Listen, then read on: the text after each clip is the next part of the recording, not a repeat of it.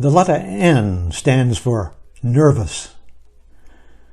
So do not worry about tomorrow, for tomorrow will bring worries of its own.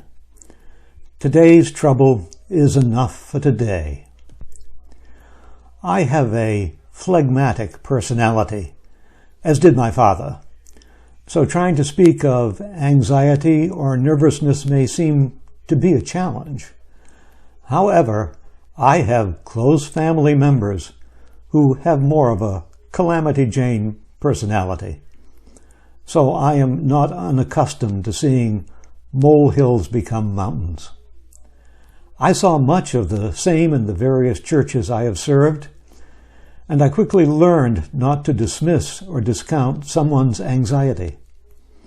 Rather, believing as I do that emotions are neither right nor wrong, they just are, I would try to listen carefully in order to evaluate the reality of the emotion, and then explore with the individual what might be a possible creative response.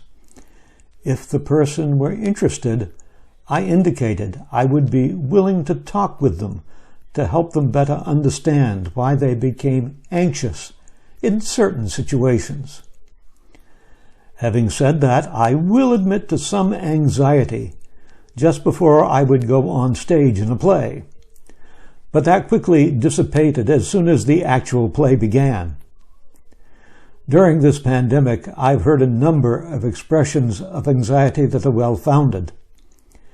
People around me are anxious about their possible exposure to COVID-19. After all, we are a community of senior citizens, and many of us have underlying health issues that make us even more vulnerable.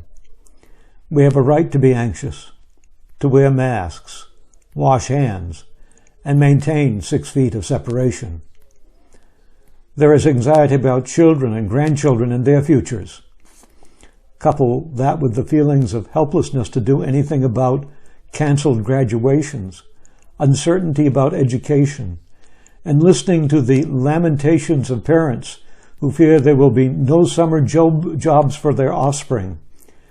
And you can begin to understand why our recycling barrels are full of wine and beer bottles, as well as increasing whiskey and gin bottles. This pandemic has caused the stock market to fluctuate a good deal. This is not comforting to retired people who are depending upon investments to maintain their lifestyle. We are also of an age that remembers the horrors of the nursing home industry of the last century. No one really wants to go back there. So there is much anxiety about ability to continue to pay fees and bills, even though in our community there is a fund to assist those who run short, through no fault of their own, of funds to pay fees. With the general anxiety of our nation, a feeling of dis-ease that is being fed by turmoil at all levels of government, the general deterioration of respect for institutions trusted in the past, police, churches, courts, legislatures, executives, as such institutions and individuals are seen to be more concerned with survival than with service. With all of that, it is no wonder the level of anxiety increases as fast as the case load and death toll of COVID-19. Our interior critics, inner voices, prod and poke us, saying, "What about tomorrow?" And it's really hard to say, right now we're doing fine.